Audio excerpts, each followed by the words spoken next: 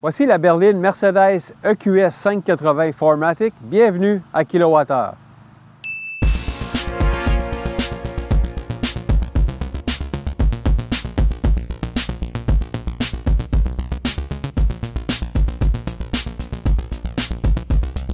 On est bien heureux de vous présenter une première Mercedes à kWh. Laissez-moi vous parler de cette berline de luxe qu'est l'EQS 580 4MATIC.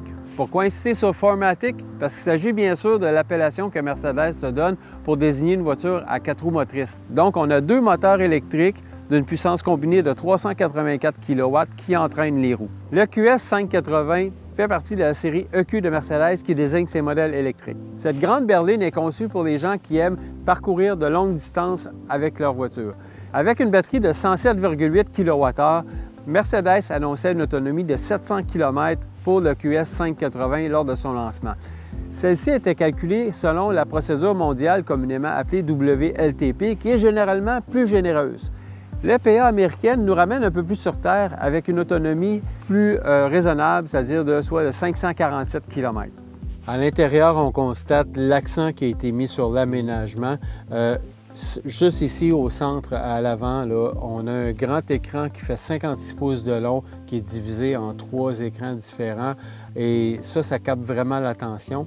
Mercedes mise beaucoup sur son système MBUX, qui signifie Mercedes-Benz User Experience, excusez mon anglais.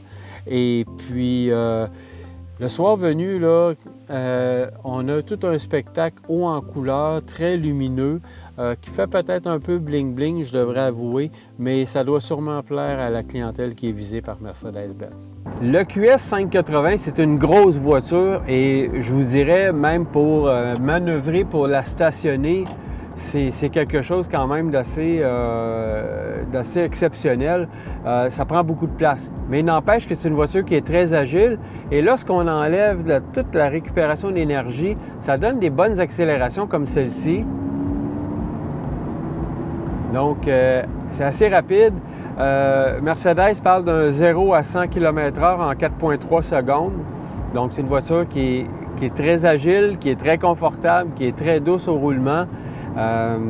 Autant qu'une Tesla Model S, évidemment. Et c'est vraiment la base de comparaison pour ce modèle-ci. Est-ce qu'on a affaire ici à un Tesla Killer?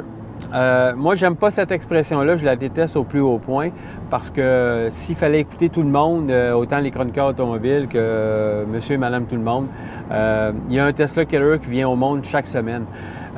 Cependant, la comparaison, oui, c'est pas mal le comparable, l'EQS 580 contre une Tesla Model S ou même un Tesla Model X parce qu'on est pas mal dans la même gamme de prix.